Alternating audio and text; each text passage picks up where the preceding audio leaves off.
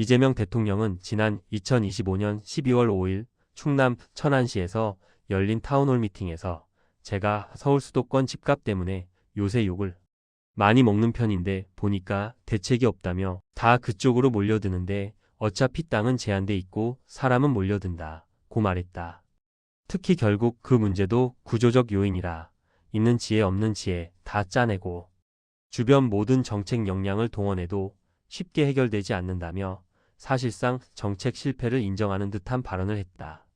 근본적 해결책으로는 수도권 집중 완화를 위한 지역 균형 발전이 필요하다고 강조하기도 했다. 수도권 집값을 잡는다는 것이 쉽지 않은 과제라는 점에서 대통령의 말은 이해가 된다. 그렇다고 해서 이런 이야기가 정책의 최고 책임자 입에서 나왔다는 것은 이례적이고 놀라운 일이었다. 비판도 적지 않을 것으로 예상된다. 당장 국민의힘은 즉각 강하게 반발했다. 박성훈 수석 대변인은 서울 집값을 폭등시켜 놓고 대책이 없다는 것은 정책 포기 선언이자 국민 우롱이라고 직격했다.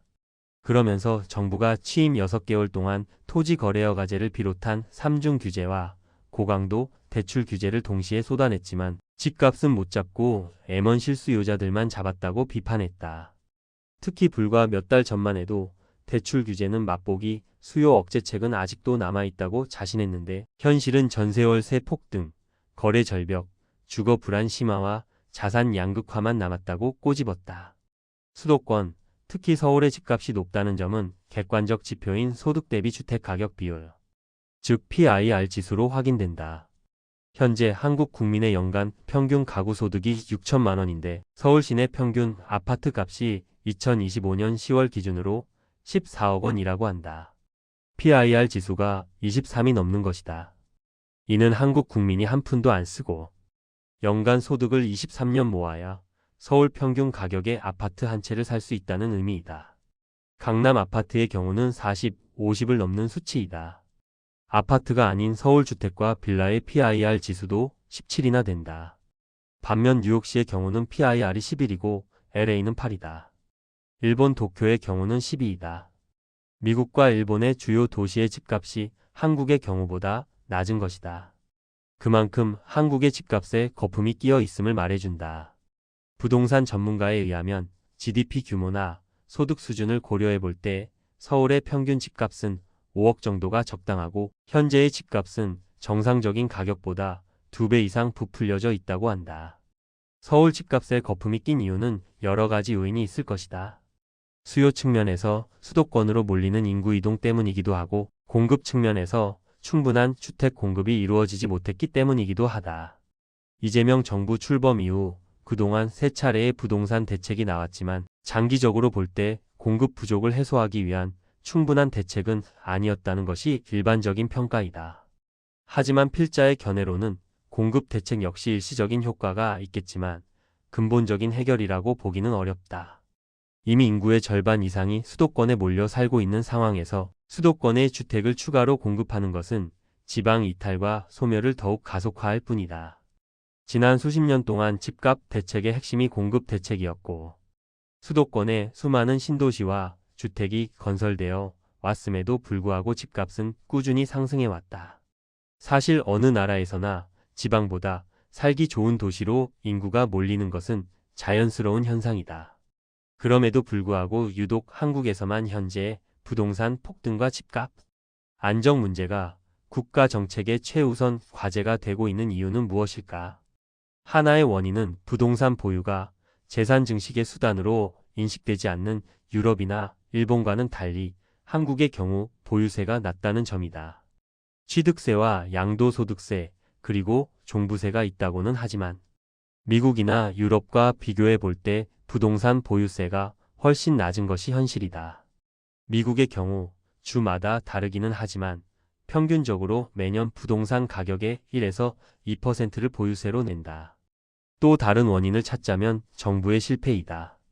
부동산이 투기 수단이 아니라 주거 공간이 되도록 해야 하는 정부의 책임을 회피한 결과이다.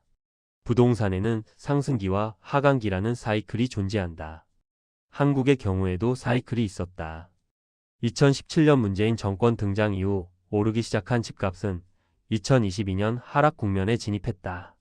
그런데 코로나, 팬데믹으로 인한 저금리 정책으로 막대한 돈이 풀리면서 다시 상승했다. 그 후에 현재까지도 상승을 이어오고 있다. 정부는 집값이 하락할 징조를 보이면 돈을 풀어서 폭락을 억제해왔다.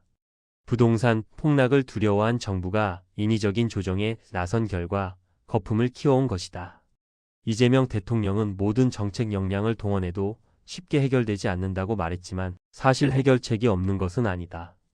금리와 보유세를 인상해서 집값 하락을 유도해 거품을 꺼트리고 사람들로 하여금 더 이상 부동산으로 돈 버는 시대는 끝났다는 인식을 확실하게 심어주는 것이 근본적인 해결책이다. 한국 국민에게 부동산은 단순히 여러 자산 중에 하나가 아니다. 전 재산의 80%가량이 묶여있는 부동산은 신분 상승 욕구와 인생의 성패가 걸려있는 무력의 총합체이다. 하기에 적당한 수준의 공급 및 수요 대책으로는 집값 상승 압력을 잠재울 수 없다. 일본의 경우 1985년의 플라자 합의 이후 내수 진작을 위해서 금리를 인하한 것을 계기로 부동산 버블이 크게 생겨났다. 그 버블이 터지면서 지난 30년간의 장기 침체를 겪어왔음을 우리 모두가 알고 있다. 그 이후로 일본 사람들은 더 이상 부동산이 재산 증식의 수단이라는 생각을 하지 않게 되었다고 한다. 중국의 경우 2021년 헝다 사태를 계기로 시진핑 정부는 부동산 버블을 조기에 터뜨렸다. 그리고 부동산에 쏠린 국민의 관심을 AI와 같은 신산업으로 전환시켰다. 물론 사회주의 경제체제이기에 가능한 얘기일 수도 있다. 일본과 중국의 사례를 통해서 볼 때 수도권 집값 안정이라는 연착륙 정책은 사실상 불가능한 목표이다. 부동산은 폭등 혹은 폭락이 있은 후에 침체기를 거치면서 조정되는 경우가 일반적이기 때문이다. 산이 높을수록 꼴이 깊다는 말처럼 거품이 커질수록 버블이 터졌을 때 발생하는 경기 침체는 심각하고 장기화된다. 빨리 터뜨릴수록 침체의 장기화를 막을 수 있다. 문제는 과연 이재명 정부가 부동산 집값 버블을 터뜨릴 용기가 있는가 하는 점이다. 필자는 과거 문재인 정부의 실패를 반면교사로 삼아서 이재명 정부가 부동산 문제를 어떻게든 해결할 것으로 기대했다. 2018년 평창 동계올림픽 때 80%가 넘는 높은 지지율을 기록했고 코로나 팬데믹을 비교적 성공적으로 극복했음에도 불구하고 문재인 정부가 정권 재창출에 실패한 것은 부동산 정책 실패 때문이라는 것이 대체적인 의견이다. 이를 알고 있는 이재명 정부가 모든 수단을 동원해서라도 집값을 잡지 않을까 예상했다. 이재명 정부는 대통령의 사법 리스크를 가지고 있다. 만약 정권 재창출에 실패한다면 재임 중에 중단되었던 재판이 재개되어 사법적 판단을 받아야 하는 상황이 올 것이다. 재임 중에 그 리스크를 해소하기 위해서 무리수를 두면서까지 노력할 것이다. 혹시라도 사법의 심판대에 서더라도 정권 재창출을 통해 다음번 민주당 정권에서 조기 사면을 받는 것을 추구할 것이다. 하기에 정권 재창출에 더욱 집착할 것이라 예상했다. 부동산 버블은 언젠가는 결국 터지기 마련이고 터지고 난 후에야 집값이 안정화될 것이다. 그 버블이 만약 이재명 정부 임기 내에 터진다면 경기 침체와 장기 불황이라는 악재에 빠지게 될 것이다. 이미 한국 경제는 침체 국면에 진입해 있다. 이 점 때문에 이재명 정부는 망설이고 있는 듯하다. 어떻게 해서든 임기 내에 버블이 터지는 것을 막아야 정권 재창출이 가능해질 것이라고 생각하고 있는 듯하다. 정권 재창출을 위해서는 부동산을 안정화시켜야 하는데 통상적인 방법으로는 안정화시킬 수가 없고 폭락을 거쳐야만 안정화될 수 있는 딜레마적 상황인 것이다.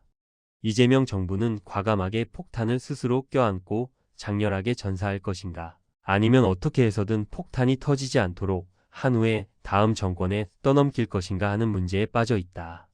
필자가 보기에 어차피 누군가에게는 돌아가야 할 폭탄이라면 이재명 정부가 껴안고 책임을 지는 것이 국가 경제를 위해서 바람직하지 않을까 생각한다. 하루라도 일찍 터뜨릴수록 좋기 때문이다. 만약 그렇게 한다면 설사 정권 재창출에는 실패하더라도 후대의 평가를 받을 것이다. 그리고 그 경우에 정권 재창출에 실패할 것이라고 누가 단언할 수 있는가? 집값 문제는 단지 부동산 문제로 끝나지 않는다. 가계부채 증가와 파산의 위험으로 인해 금리를 올릴 수 없는 상황이 지속되면서 환율이 상승하고 있다. 그리고 환율 상승을 막기 위해 국민연금을 동원해서 방어해야 하는 악순환이 벌어지고 있다. 국민의 노후 보장을 위험에 빠뜨리고 있는 것이다. 뿐만 아니라 소비 위축과 경기 침체 등 경제 전반을 억누르고 있는 뇌관이 된 지 오래이다. 필자는 야당도 참여하는 부동산 대책 TF를 구성해서 거국적으로 이 문제를 논의한 후 금리와 보유세 인상을 단행하는 것이 최선의 방법이라고 생각한다.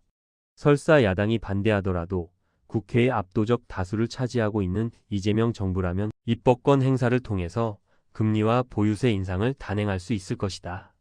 하지만 폭락의 위험성을 의식하고 있는 이재명 정부로서는 결코 쉽지 않은 선택이다. 그동안 미국 트럼프 행정부와 끈질긴 관세 협상을 통해서 보여준 이재명 대통령의 뚝심과 배짱을 볼 때 지난 12월 5일 충남 타운홀 미팅에서 이재명 대통령이 정권이 출발한 지 불과 6개월 만에 부동산 정책 실패를 자인한 것을 액면 그대로 믿기 어렵다. 왜 갑자기 약한 모습을 보여주는가? 관세 협상이 마무리된 상황에서 내년에보다 강도 높은 부동산 대책, 즉 보유세 인상 등의 카드를 내놓기 위한 사전 포석이 아닌가 해석된다. 올해 6월 지방선거 때까지는 어떻게든 버텨보겠지만 그 후에는 어쩔 수 없는 최후의 선택이었다는 것을 강조하기 위한 사전 정지 작업이 아닐까 하는 생각이다. 하지만 만약 정말로 대책 없이 부동산 정책 실패를 자인한 것이라면 앞으로 사태는 어떻게 전개될까? 최근 이재명 정부가 내란 특별재판부 설치를 비롯한 내란 몰이에 지나치게 의존하고 있는 것은 물론 지방선거를 의식해서 계엄 사태의 여진을 이어가기 위한 전술이겠지만 혹시 한 걸음 더 나아가서 의도하지 않은 부동산 폭락과 경기 침체를 대비해서 정권의 존재 의의를 국민들에게 보다 분명하게 각인시키기 위한 전략이 아닐까 하는 의구심이 든다. 계엄 사태에 대한 책임을 엄중하게 묻는 것은 마땅하지만 정부가 너무 앞장서서 내란 몰이에 나서는 것은 바람직하지 않다. 상대를 악마화한다고 해서 자신이 천사가 되는 것은 아니다. 설사 국민의힘이 내란 정당 심판으로 해산된다고 해서 반드시 정권 재창출이 보장되는 것도 아니다. 내란 몰이는 지방선거용 전술을 넘어서 정권 재창출의 전략으로 사용되기 어려운 카드이다. 문재인 정부의 적폐청산을 보거나 윤석열 정부의 이재명 죽이기를 보아도 자명하다.